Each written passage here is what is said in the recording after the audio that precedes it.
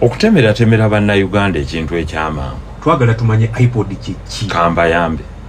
Mu bwangu obw'ekitalo obutayagala kukuza munnayuganda buubu.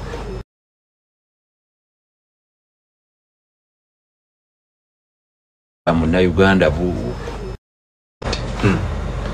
Byatuula ne bisalawo ewamu bifunenga ssente ezandiryadde ziyamba munnansi. Nga muzo ebibiina bino zibiyamba okuddukanya emirimu gyazo, okusasula abakozi ku bibiina, ogenda okukola mulaales ng'ezo, okutegekera bammemba zaazo workshops ebyokulya n'ebyokunywa, okuwaako bammemba baazo abalwadde, okuyamba bammemba baazo abali mu buzibu. Nga bwe tunaagamba okuddukanya ebibiina, sasula ofiisi zaazo mu bitundu ebyenjawulo. Munnayuganda ye kyalina okwebuuza mu kintu kino nze kyenzise njogerako lubeerera. Kwega kyandibadde kituufu okukwata ssente y'omunaku ne tugisasuliramu ab'ebibiina. iPod si kibi naye kyandibadde kinvolvinga ssente, kubanga remember bakutta ate abayina ba representatives mu parliament nti already omubaka wa parliament yono goyina bamusasula. Nti ne bwe yandigambye obugambi nti nze ku ssente zange zembadde nfuna nti ndi mubaka waaki nti wa DP nagiweerezangako miliyoni 2 buli mwezi. Mpulira nti era oliwo omutima gubateekambi biina. Nze kati nkuwa ekyandibadde ideal nti UPC ngiwaddeko bweziti ne bwe yandigaye ngiwadde 10. Yes. Tewaliwo yandize wano kugaa nti musaba nnyingi wabana babaka ba kibiino wenaalemu ne bwe yandize nagaffe batutema 5. Oli yandigambye be baba wa fulaga. Singa wali tokyagala tewandikyetabyemu. Naye ndaba omunaku gwe baggalira edduuka Uganda Revenue Authority, emaali ye gye bakutte, ono gwe babinisa omusolo, omulala baggaddewo edduuka lye, omulala bakutte konteyina ye, omulala bamuzizza mu kyalo, ng'ekyo kyonna ekituuyanya URA okukolektinga ssente zino ekwate obuwumbi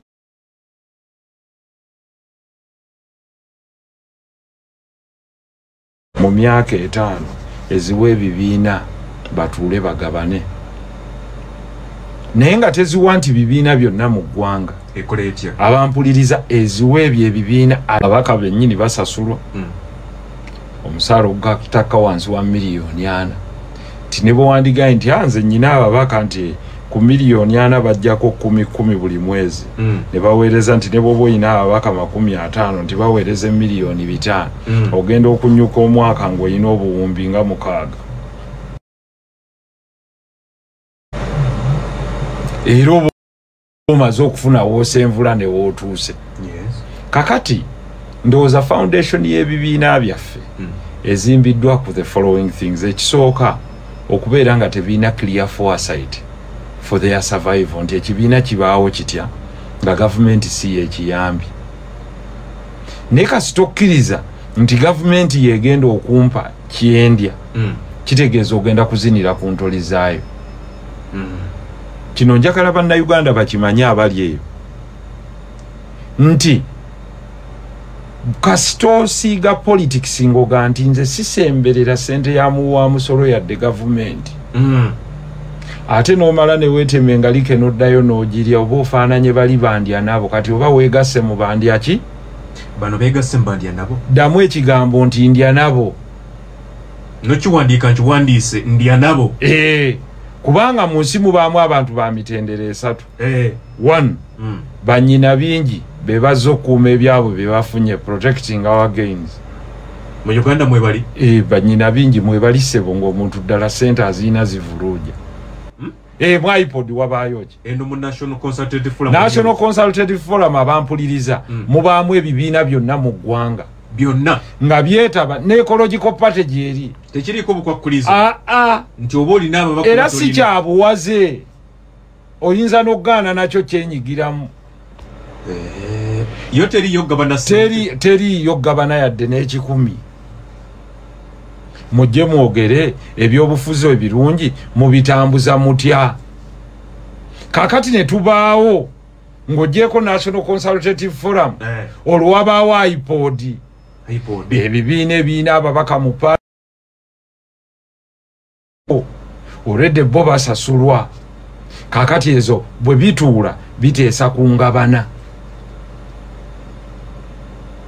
Omunjago gwaffe guno tugutemaatema guti awo tewaba nkaayana. Era item eyo buli bwejja mu Parliament eyitibwa mu Legal and Parliamentary Affairs Committee. Era bw'eba yaakatuusibwa eyo tekubaganyizibwako birowoozo. Nkugambye ate ogenda kuwakanya abayina abangi beenaaleemu bo bamativu n'okuzirya wabe bafuna ezisinga obungi. Ababaddirira kyekibiina ekiba kiddako n'ebibiina ebirala muba musigazizaawo bannamunigina. Kakati bwe kuba kulya awo bonna bakkaanya nti tulye. Olowooza ki kyasooka banno abadde tebaliimu NUP okuba nti bagamba tetugenda genda yatoluvannyuma ne bagamba nti akatugende. Mukulu kugamba nti kakati zaakuliira mu ttaala. Abaganda bagamba omukadde akwasiza ku mmere ye. Ono yateekamu akawakatirwa yagenda okulya nga bagamba nti tetuzirya tye. Naye ng'ate bw'otunula wano mu bitabo biraga nti baakafuna obuwumbi 21 billion shillings. NUP yondooza NRM eri mu buwumbi nga 149. NUP yakamala emyaka giri 21 billion shillings. Kubanga sente omutemwa we twaviira mu COVID President Museveni yagwongeza. Olwo tezaali haramu. Yaga okusinziiramu ku byendaba nti ebibiina tubyongeze sente. Of course ye mugezi nti at the end of the day zisinga obungi ziddawo we. Kakati yagenza okuwulira ngeri abazeewakana nti tetuzifuna n'agaa nedda kati zaakuliira mu ttaala. Tukolemu amendment muteeka. N'akola ekiyitibwemu OU. Ndagaano. Osooka kusayininga ndagaano ya kikungu. Egamba etya ti ekisooka tetuubenga nakwekalakaasa. Endagaano bwegamba. Ekyokubiri ffe tetusobola tekirisoboka tekiriddawo. One basiriwaza abantu okubaga nti kyabuwaze si kyabuwaze. Etteeka teririimu kyabuwaze. Si kyabuwaze okugenda mu iPod. iPod oli wa ddembe. iPod njagala abali eyo bakimanye nti kukaanya kugenda kwogera ku ngabana ya ssente. Teriiyo akuwaga. Uliriza nze akubuulira. Mulimu okuteesa ku ddembe ly'obuntu. Ng'eririwa ng'ogenda diteesa naani? Rubbish luli lindako. Kakati ono akubuulira luno luli yali kyali tekiriimu. Luli kyali tekiriimu. Basaalirwa yaliyo nagaasebo nvuddeyo nga nsaba bayimbula abasiraamu bayimbula. Oli kigambo kimu bano balidde bye baatanase bye baatanaka babijjeyo ne bakola ki ne babirya. Naye nze nnyina gwe nagamba ne mugamba olaba Abafirika ekiba expose nga ziba ssente batono nnyo. Naddala abantu baffe abava mu region eno batono nnyo nga ssente teziba malaamu. Ekyembi batono nnyo aboogezi b'amazima nagga nti nalidde. Olaba omusajja lwaki nze nawangala ne Katoyo omulaba nga bw'asanga Kagoogwe n'amuwa ssente Kagoogwe ampadde ssente wa mazima wano ekibulawo mazima. Ate abantu ba wano banyumirwa nnyo abalimba. Golooza lwaki? Golooza eyinza okuba by coincidence nti buli wali omwana w'omuddugavu we wali okubonaabona we wasinga crime rate buli wali Jamaica, Haiti zonna buli woona ogenda okumenya kubanga bakkiririza mu bulimba bakkiriza ne mu kwematiza ku kitaliiwo. Kyogamba bino bya bulimba. Nkugambye omusajja okugezaako okulaakulanya Rwanda kye yasoose okukola ki? Kugoba bulimba. Buli kyokola kikolere mu ttaala. Gwomanyi nti osanga omusuubuzi nga yamazizaawo ekitu nagga wallahi sifunako. N'omugaa kati gwe lwaki okinguza? naga kale twala nyegwe ngokimanyi bulungi nti omupiira gugenda okutuuka mu Uganda wano ng'omupiira ogasseeko n'omusolo guno omupiira gwa ball football gwe tuzannya nga gumazeewo omutwalo gumu naye olina agukuguza ku 8 naga sifunyeeko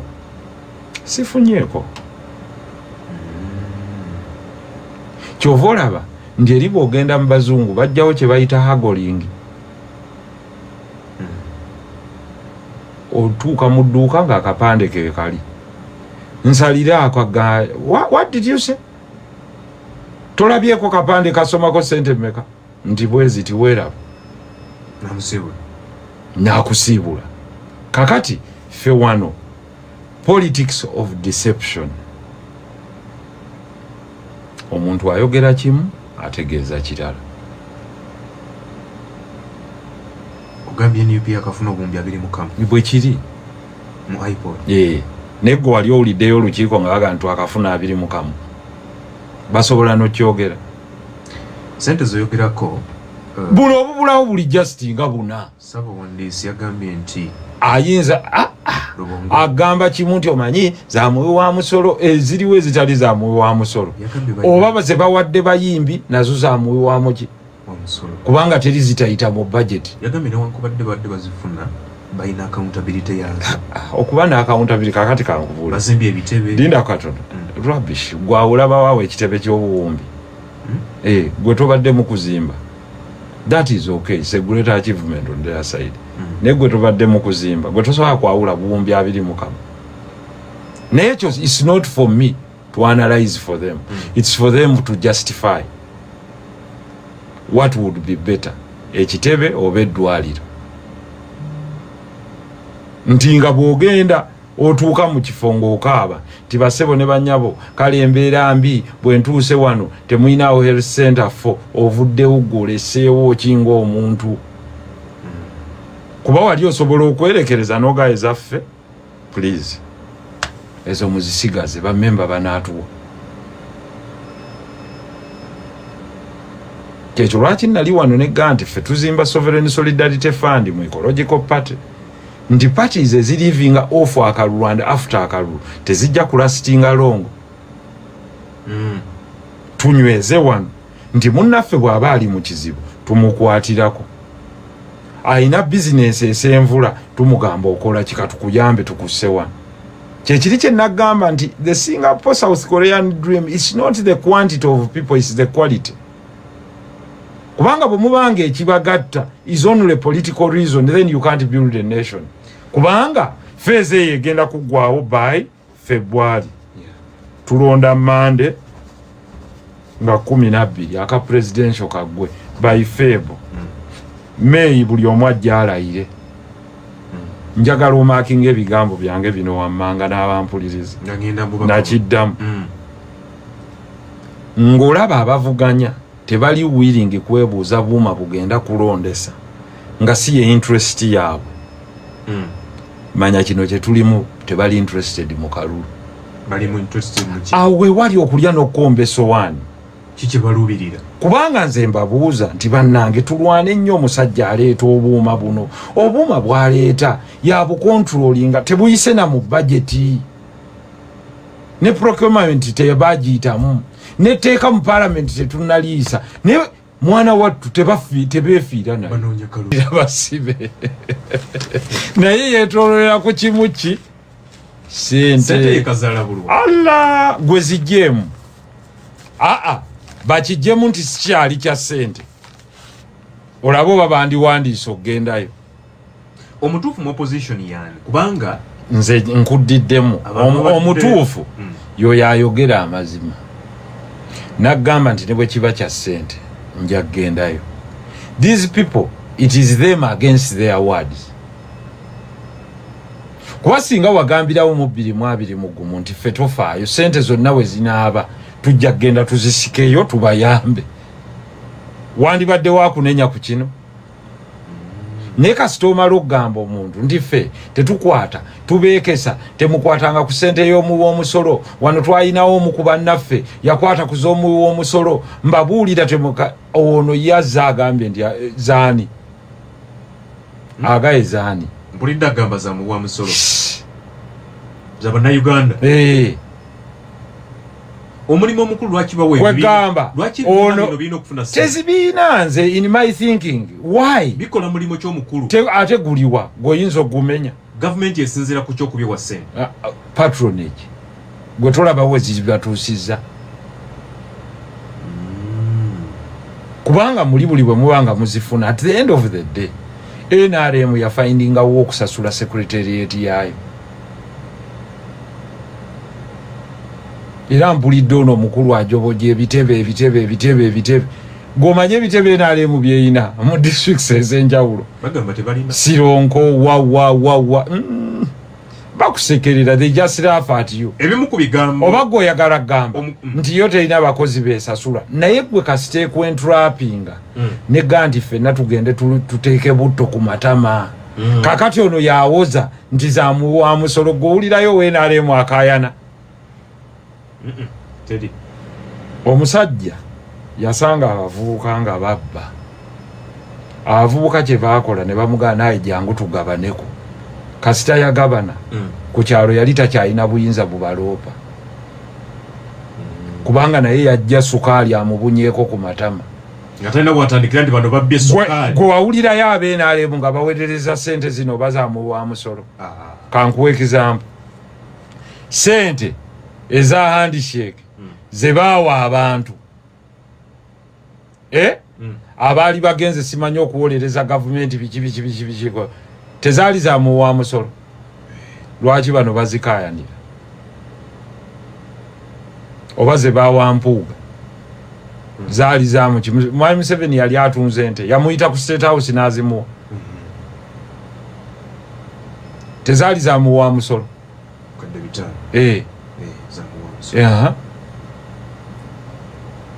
kakati ono amaze okukkiriza banti nabo bakunamye babasaabye empitambi ono bwe bamusanga yo gavumenti tefa nayo kati wano bulijjo bagamba nti tukozesa bubi sente z'omuki wano yene enkozesa ennungi kati gwe wawuliddeyo wa gavumenti nga yavaayo okujja okayana nti lwaki NUP mwagala sente ze lwaki musabye okujja mu IPOA bo bamativu bo olede bamanyi nti bweba nti batemako omutwe ne batemako ekibutobuto ne batemako embirizi kati bano babawadde mulokonyi wabula gwe bawadde mulokonyi yalina okugenda nga nnyonnyola basebo ne bannyabo zino ente yabadde entuufu ogitema newankubadde twalidde ente yammwe yabadde entuufu ogitema otuuyana ki Mwami Lubongo y'okunnyonnyola ente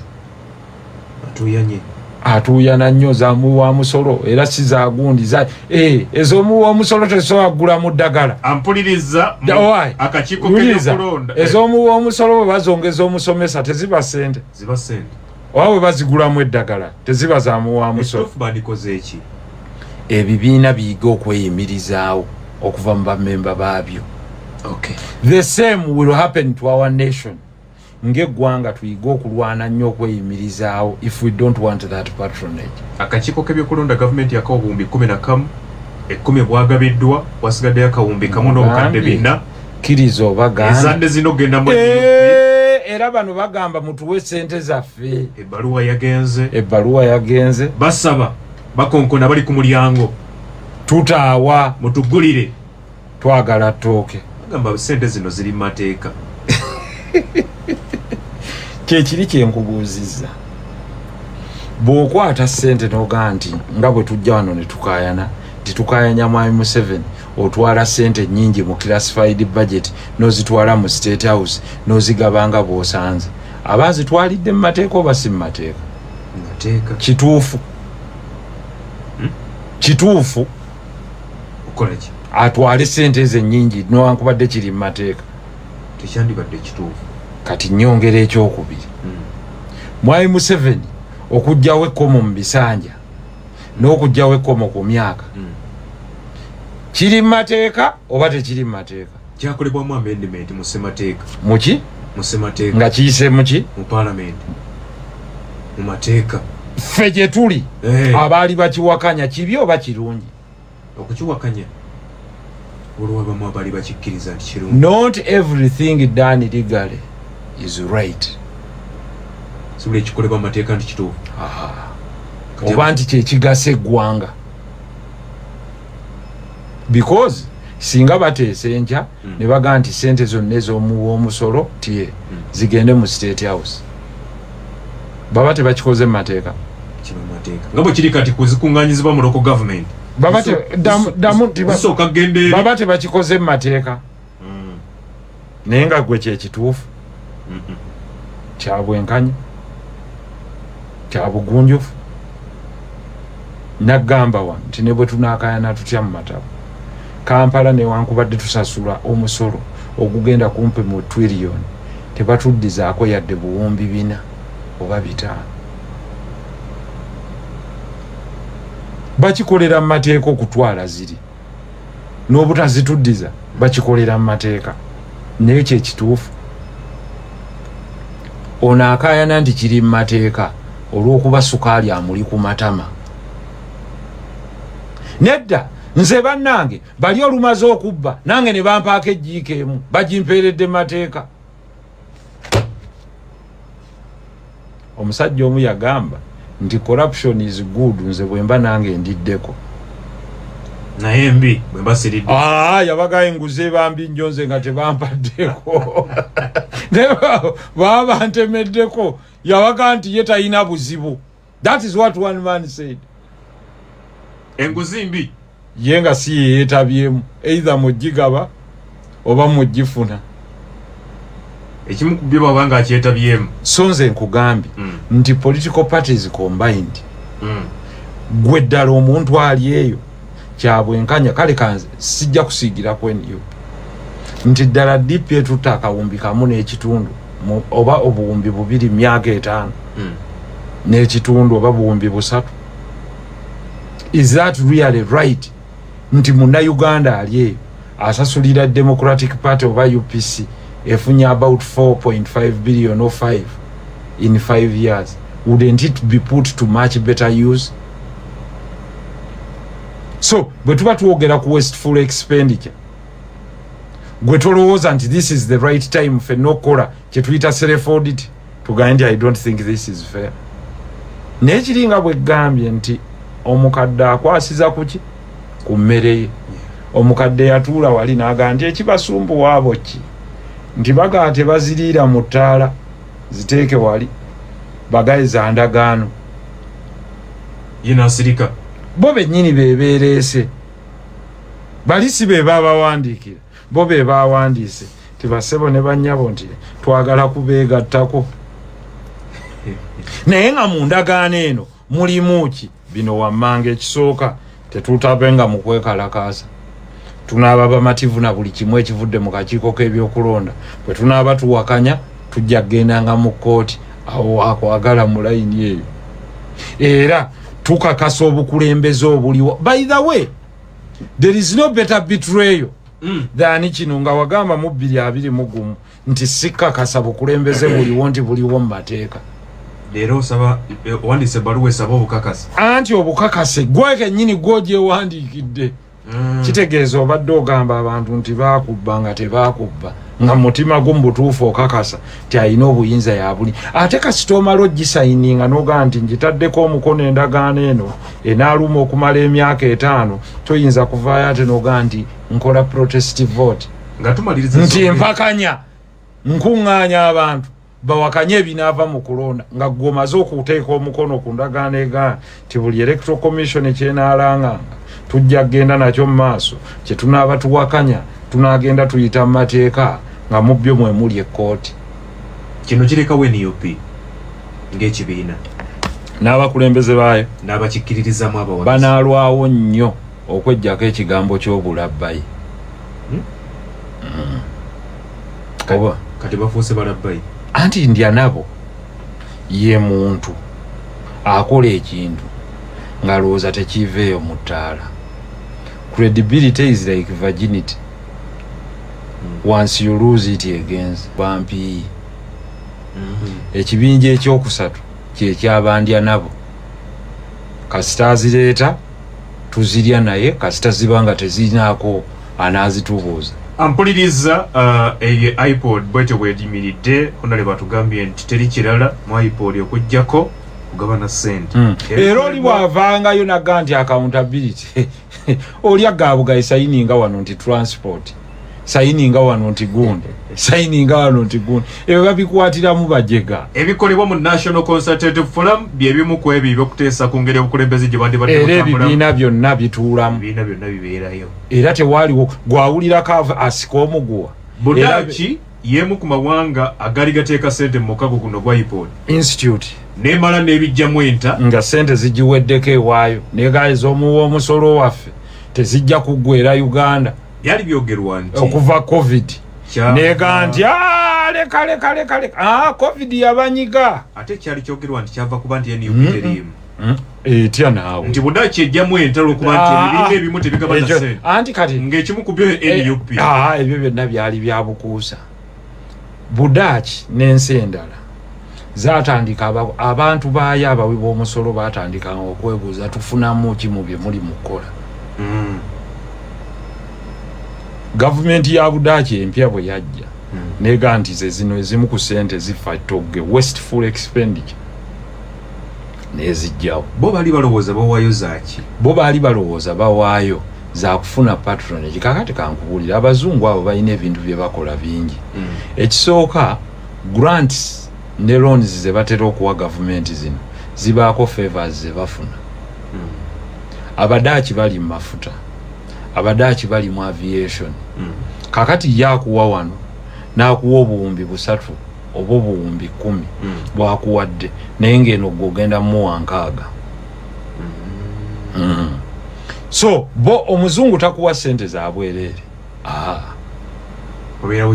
it is within their interest actually okukeepinga nga akuula bannansi baffe wano tebakimanya abasinga mu nsi z'abazungu okwewola gwe basinga okwagala eyeewola era ko bamanyira nti ono anaaba mukozi wa business kyova olaba nti batunulira kye bayita credit ratings osobola okugenda ne ssente zo mu America okugula ennyumba n'ojja ne cash ne bagaa tetujja kuguza naye oli abadde yeewola nga asasula ne baga ate ono muyitirivu omanyi lwaki bajja mulyako okumala ebbanga ddene bo batunulira future tebatunulira credit is a tool of control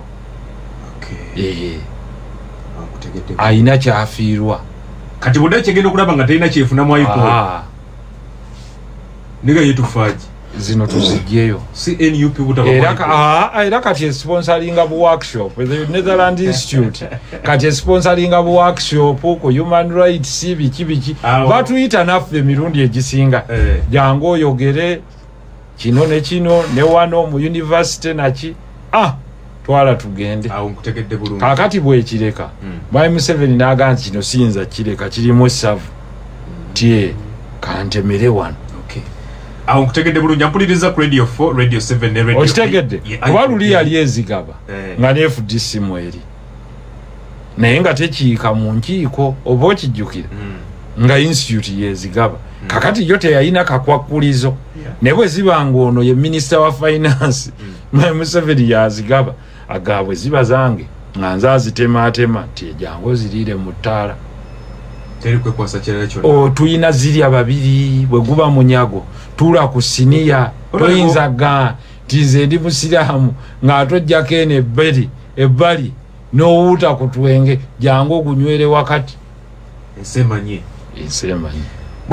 kati ekyo ensi yakitegedde wabula mu kitegeera nze ndowooza ze zino side effect ezigenda okuvaamu ekisooka abantu bajja kulwawo okuddamu okwesiga bannabyabufuzi kubanga bakyukakyuka ekiseera kyonna temulimu kyagamba wano mulimu nekyakola ekirala kakati ekyo kiri eriffe abakulembeze b'abantu okuvaayo okulwana ennyo okufuna omuntu nga banaabanga bamazima eri abantu kuba abantu bajja kulwawo nnyo okwesiga ekigambo ekifubutuse munnabyabufuzi nze nagamba wano nti yali omu ku bannabyabufuzi yaga nti ze sijja kudda mu kalulu nga byabakama yakategese kakati atagamba nti ate tujja bibalekera nja kudda kyekiri kye bagamba nti ojje wegenderezenga omuntu aterekereze entebe ewooma buli muntu bwafunira ku kiwoomerera kiti enjogera etandika okukyuka kyova olaba nti ebibiina they go inward kati ababaamu nga bagamba nti naye kino kyokoze nga kikyamu bitandika okuleeta loyalty tuwaatabuuza because birimu ebintu bingi there is money involved kati buli bwe mubaamu money involved ebibiina byagala nti tuwe nabbosa tuwe nabbosa kubanga obwongo obufaanana ng'obwa nabbosa ate bubuuza ki nabbosa asobola kubuuza ki ye kennyini gyagenda tabitegeera ne bye bayisa tabitegeera nkulayirira omuntu era nkubuulira nti kati Mityana agenda ogidibetingira ku national cake nabbosa kikolimu it's a curse I'm telling you tetulengeza bantu it is a curse that is the lowest you can go kibiina kikyamula bimu obusobozi kakati gwe bw'omulaba gwe ku bye wawulidde ayogera gwe nabbosa osobola yadde omuwa obwa prefect bw'essomero erya primary okubeera headgirl gwe osobola omuwa obwa headgirl bwa primary school nabbosa omubaka addako Mityana omubaka gwe baawadde kaadi ayinza okuba si yaddako osobola omuwa okubeera headgirl wa primary school kikirwaki omukubyemu ebitulizo sinze ye kennyini ye yeetutte ku mukutu n'ayogera teri yamukase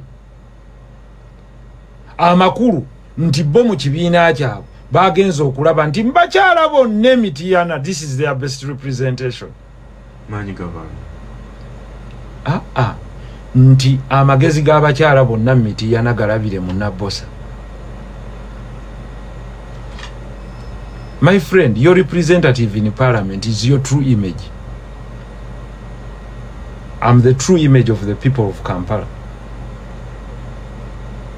kyolowooza nekyoyogera kyovola bateriyata ina yes, we are proud people. We are knowledgeable. We can be humble. Netuyina ne foresight. Singa. But already you have someone who has done it. Meaning nti Mityana etuuse ku level eyo nti byasinga tugezese ne kino tunaalaba tu kakati gwosobola otyo Ghana kubanga singa nabbosa yayitamu yekka nga yalina okufuna obwa leader of opposition naawe osese nabbosa asobola okubeera leader of opposition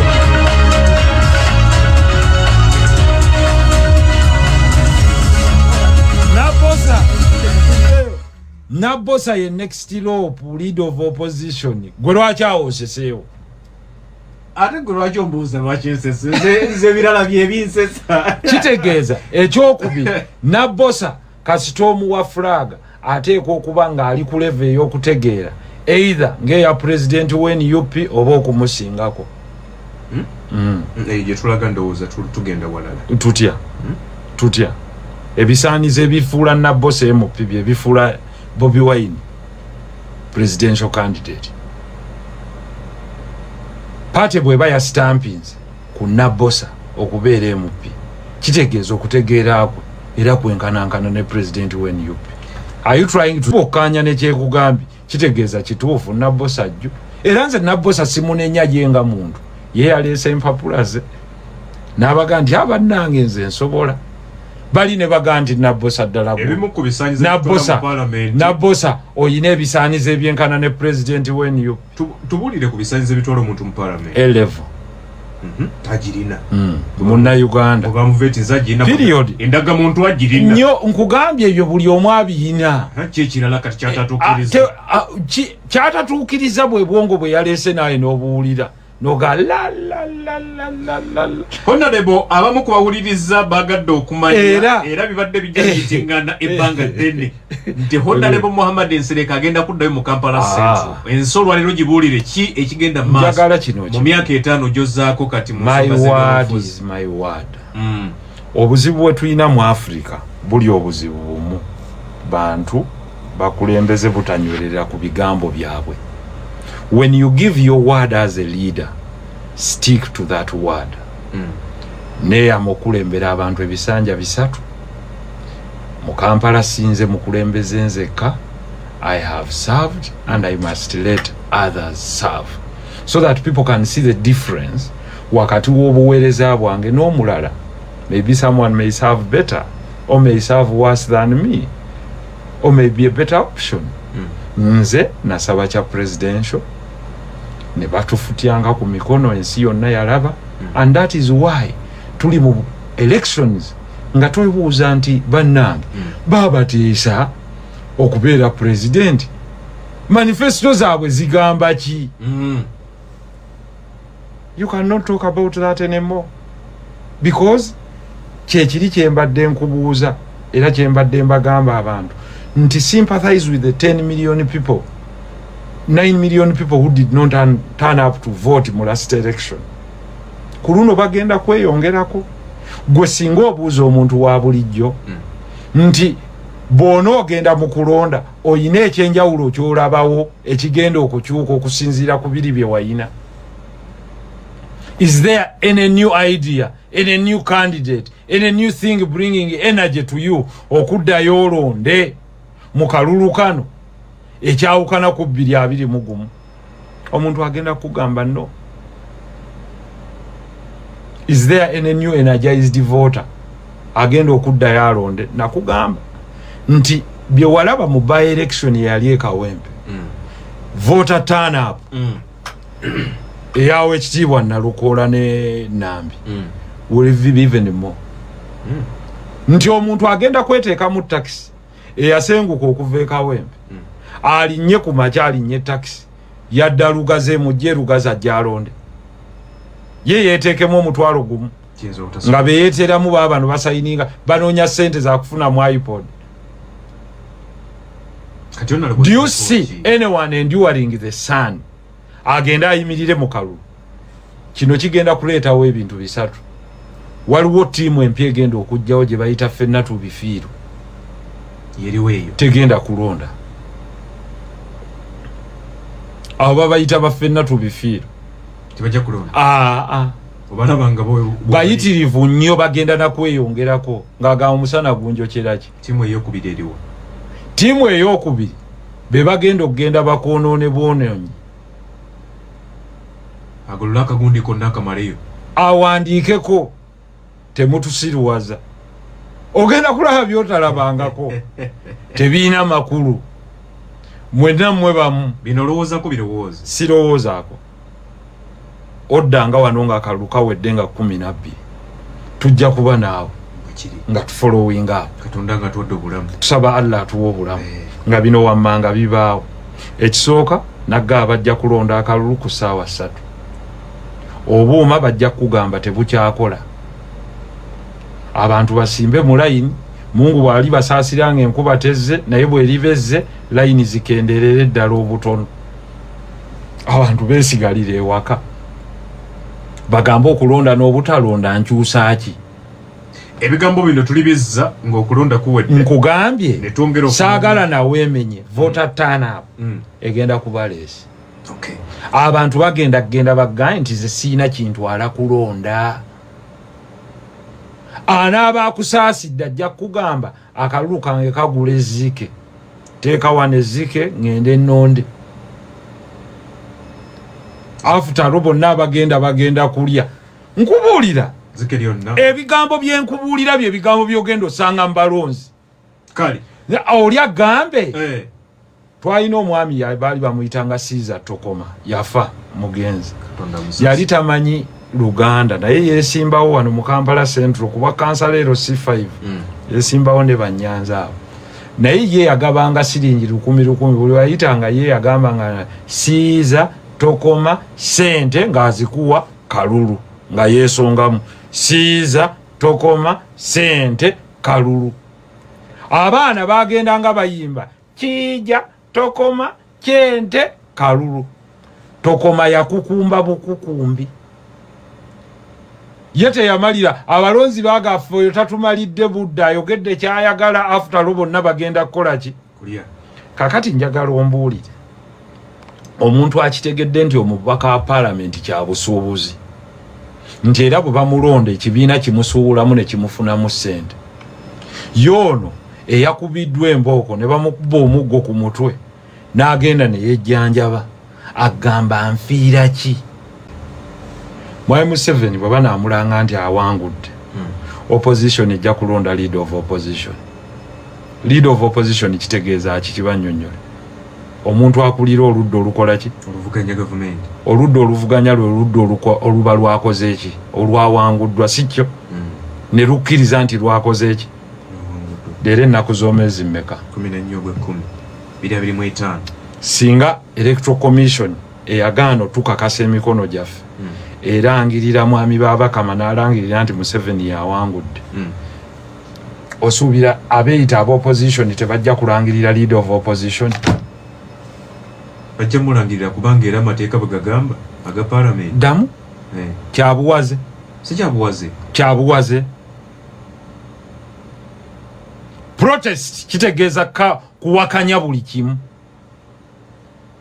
kwekalakaasa kuwakanya kuguguba tuganye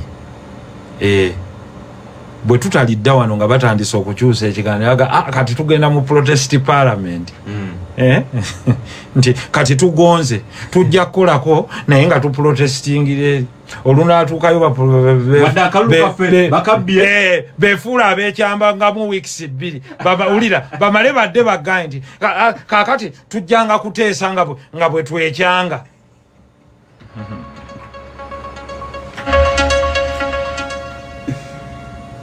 ampuliriza tuli ku radio 4 radio 7 8 honorable Kagogwe abantu nja ati nze omuntu eyefuula baagala bamanyi abantu omuntu eyefuula so atambula naye abantu bo baagala bamanyi honorable Muhammad Nsereko baba kumawo mu Kampala azaako ki mu myaka 5 gino anze nzimba kibiina kyange slowly with the loyal people honest people we will build our sovereign solidarity fund tukwasizeeko buli asobola mu business ye mu mpolampola nga member waffe bw'oba ofunye ekizibu kya bulwadde oba ofiiriddwa ffenna tukuŋŋaanya ne tubaawo ate era tugenda kwongera okuweerera abaana baffe abaana abali mu kibiina kyaffe bazadde baabwe then we will contest inshallah bwe tunaaba tukkirizibwa in 2031 inshallah campaign zino zitambula leero tuli mu wiki yakusatu twali wano tugamba nti singa tubeera ku ballot paper nga ecological party gyokulembera mujja kulangirira kwabo okusinziira ku tetulabawo kati sofa ate bano abalimba ayatul munafiku wa thalatha bwayogera alimba zanye eddoboozi wali yali agamba ki aliwo nti sidda mu iPod kakati aliwa kwembadde mugendo kwa kakati abantu bakubuuza tunnyonnyole kakati mwesalirewo Munyagwa waali ono waali Mwami Kyagulanyi nani Mugisha muntu waali kwata akabalotiko ayagala okulonda genda olonde atayagala ffenna tubifiirwe tulidde ebigambo bitya waliwo nolayira nenganja kulondako omu nga sinnandala mafaabi kakati ne gwe mbadde ndowooza okulondako Allah yagenze ku ttooke obadde olowooza kuwagira ono kuyo oba Munyagwa ke yagenze ku ttooke naye nkyamubuusabuusa kati ndaba Munyagwa musajja wattu akulinta n'olusaniya lwe naye bambi Munyagwa olusaniya lumusinga obuzito naye nga Munyagwa musajja wattu bwagaa mu nsondereyo Munyagwa kyojja okukola nze nja kuwaayo kye nnaaba nkuwadde ne Mugisha muntu kakati kwe kusigadde abasajja abali alaali kuba Isu si buwagizi bano bonna tebagenda bbala obadde olowooza kuwagira ani omutima gwange gwennyamiro nkubuulira nsigibuulire kwaba abasatu kwe kubadde bobadde osobola okuga nti okay muganda wange Bobi Wine muganda wange Munyagwa ne Mwami Mugisha muntu noga nti oba kuno kunaabako omuntu alina obusobozi ogenda okuwulira ate gweoyagala okusonga kubo ate bagga nti onalebo nti ti ono yazzeeyo wakuziriira mu ttaala tosigazza kanjira ntunulira muganda wange mugaati gwa bata Kyagulanyi yabadde mbirowoozo nga leading contender for the quest naye kati bw'otunulanga naye goolo sente goolo sente naye ebbaluwa tebannajjana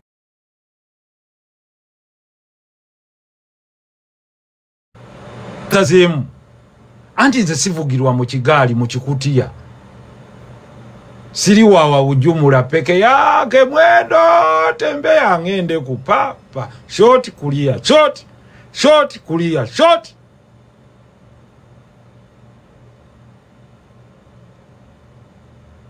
ngobo mukoze bu anti waliwo kati ba timu fenna tubifiirwe kati nawe jolaze munyagwa kyaliko musajja mugati kwa bato wanga kasa mugati nange yandi ntikinze mugati ne mugisha muntu message yenungi by the to be honest and when you see him is an honest man mugisha muntu ye muntu ajja okuga nti sente zino bwe nana zirya zirya ne kakati muganda wange ndaba atagala logic enjogera ye naye bakanga common sense nti buli waayita stekanga yakugamba nti ikyabwe byokka era aganedda nowa independent ye namu muboole gwe nga wajja oliki ye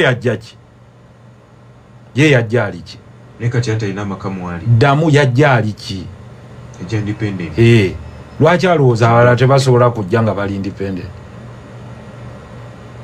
kitegeeza Babesigye banenya babwere kubanga waliwo kantinti ye okujja mu by election omusajja kantinti yali akakola emyezi 8 ku mwaka actually gwalinga mwaka nga gwakajjo nga naye waludda lwaki yali wa kibiina ki teyali wa FDC ye lwaki teyalinda naga akatulinde ono munnafa jigweyo yaganzize ndi independent. So you cannot castigate everyone from other parties or those that are independent just because they don't belong to your party. Gulwacho loza buli omu alina kuyingira makaago. Enjogera yetesikiriza.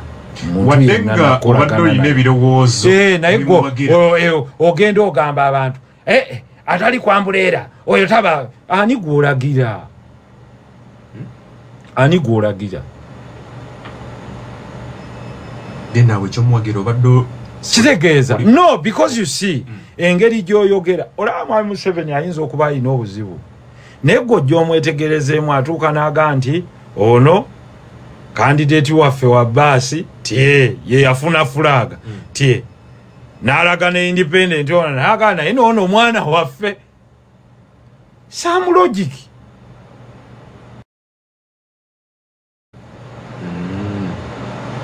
So osobola okusituka n'oga nti ono gwe mulaba nti akamyufu kamusesemye waffe naye si mubi gye tuli okusalawo kwammwe olwo otutte consolidated votes. Mwami Besigye oyo mujjukira yajja emakindi ojjukira ewa Sewanyana. Sewanyana yali waki wa DP ne baamulya nnyama. Besigye najja n'asituka n'aga nti atuyinawo ba candidate wano ne kannyimirize n'abantu abali ku ludda oluvuganya abalala n'aga ono FDC naye n'alanise Wanyana musajja wa bwino naye wa ludda olukola ki leero bamukubye ettale anti ngezaako okulaga nti laba level of maturity ya Besigye n'aga nti ono wali wa FDC naye ne meeyo ono wa DP musajja ali ku ludda lukola ki wabwino oluvuganya. That is a leader who wants consensus. Ono yakola atya? Ono yagamba abasigadde kalasi mukube bakube mubatugumbule kakati ate bwadde eno ng'agamba abaana ba Buganda mubadde ki lwaki mwenna temunneegattako ate nga gwogamba bo baffe gwobeewo emitwe ampuliriza akadde katambudde njagala okuba nti tuwumbawumba ensonga tutale honorable kampeni nga bwe zitambula mpango ebyokwerinda ku mulundi guno byawukanyeemu okusinziira ku bibadde bibeerawo tunakulaba nnyo okusikamugwa wakati w'abanoonya kalulu ate message eriwa what message have you had nze natuulanga wano ne ganti ku byeducation tuyimiridde wano ne wano ku gundi tuyimiridde gw'owulira campaign message ki esobola okumuvinga omuntu naga nti ffe ku nsonga y'omusolo uyahia ku nsonga ya kino uyahia ku nsonga ya kino uyahia tewali message zero.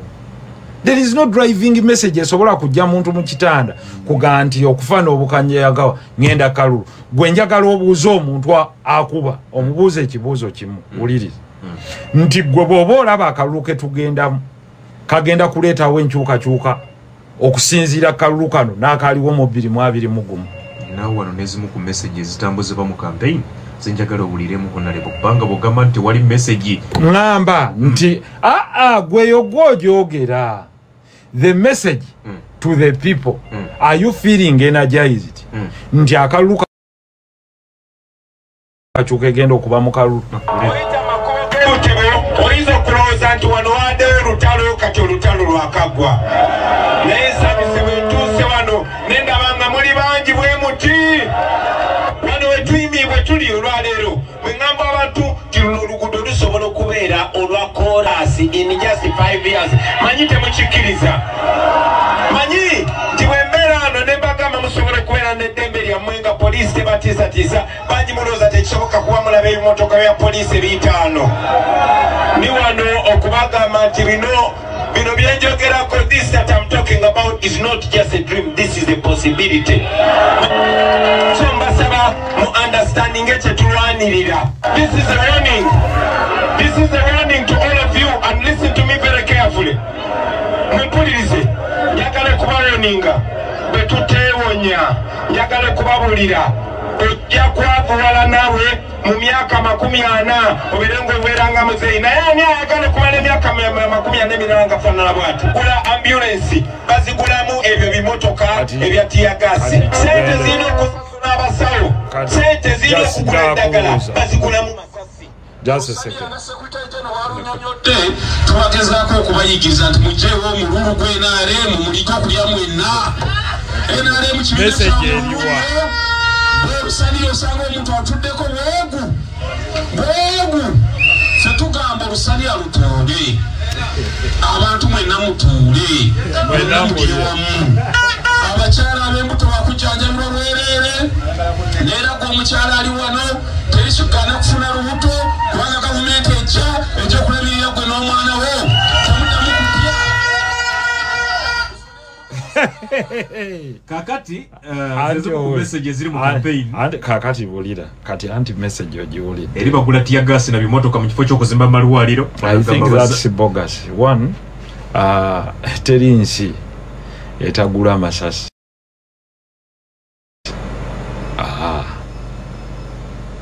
ne boligera mu nsi ki military spending ekikuumira America where it is sinti economically kati yesinga okupushinga hard but it's military strength kakati ekyo bayita childish reasoning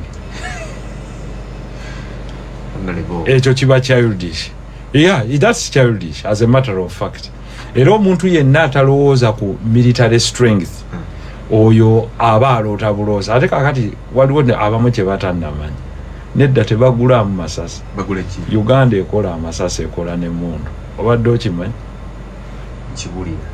kati okiyize n'emmotoka ezo Uganda yezeekolera endala ezeexportinga ebigambo ebimu tuyambe ku baana baffe kwegamba okwogerera mu impulse oyinza okugamba will cut down on defense spending sente zino tuzaalocating emalwaliro ne infrastructure ne kasita omala okusendinga sigino tyanjakendeeza kubiri essential kuba kubirimu biri essential eri omusirikale yakimanyi era aseka n'aganti tu musajja wange Haji Munyagwa ayogedde ku b'embuto okuzaalira obwerere.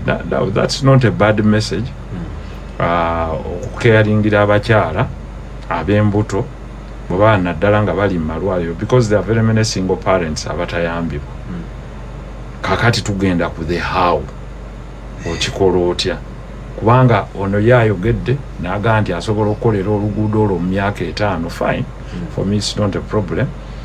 But how many roads will you promise using your budget? Kuba buli wagenze wagajja kolera oluguudo mu myaka 5 kakati at the end of the day bonolambula Uganda yonna.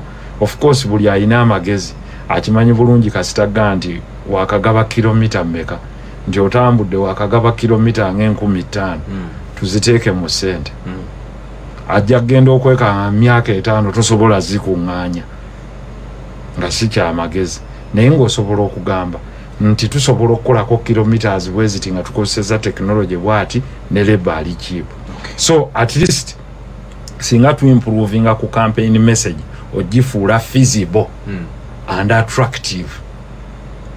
Taxes, low power and accessibility, accessible to clean water, ebintu bwe bityo ebitambulira mu koowe bwe lityo kubanga buli bwogamba nti kilomita nzongeza n'omusolo olina okwogera wano nti nagwo ngenda kulinnyisaamu natti natural resources agenda kuba bagwira kuno kampeni simanyi bwana akikola naye nze ndowooza abagwira si kyekizibu kya Uganda kyokka kuba nabo balina advantage boga nti bano ba refugee naye ndowooza Munyagwa yakiqualifying naga abali undocumented. Kakati simanyi namba eri mmeka yajja okujja atuwe statistics ezo ze tujja okulinda. Honorable ndowooza tuwumbe n'abakubi nga babiri mbalamusizza mwebale nnyo okubaako nate tujja kweyongera okugenda mu maaso. Oyinza okuba naawe oli ttiimu tubifiirwe ani nze toli tubifiirwe tuli tubiwenje wakirika ngende mu banyangire abaganti bali ku kigambo kyabwe. Hello bwana ntekokola musizani bwana project. Yes sebo. Hello sebo genda maaso kakati nibeki wonga kinyaga kuwuga bwana ntereko ntisenga ye yabadde nga yakwebera NUP akaseega ako yali kalidaka alipoti owati yali kalidde kakuddemu ekyo kyokka sinza agikulembera singa obadde ate kikyasobola ekyasinga tekisoboka kale singa abadde ecological party singa tekikyasoboka kubanga it is their word against them, so it can't be. You can't use a hypothesis there oba kitegedde kyegambye because kyenagambye nti sizembi era size ekibi negwe kyewayogera is your word against you. Honorable tumalirize ne munywanyiwo eyali yalangiridde ddala mu Nnyendo Mukungu Honorable Mathias Mpuuga. Eyo choice ye oli mabegawe ya Mathias Mpuuga nze sirondera Nnyendo Mukungu tomuwa obuwagizi abalonzi lwaki tumudiscussinga kati kuba kati sirabawo ekinyambire ekyennyendo Mukungu kati naye yeetaaga obuwagizi bwe yagambye ndowooza kyabwetaaga nga bwe yagambye amanyi siri omu ku balonzi be saga kwekangabiriza gandi ndi omu ku balonzi be Katonda abakumbe mwera nze Kagogwe Fulgence Peterson kulwokubiri olujja ne president wa Ecological Party Honorable Muhammad Sereka anagiridde tagenda kukomawo mu Kampala Central. Abadde bamwesunga mu Kampala Central agambye mbagala nnyo mwebalire ddala kubanga agenda nange mbagala Katonda bakuume ngane olw'enkya.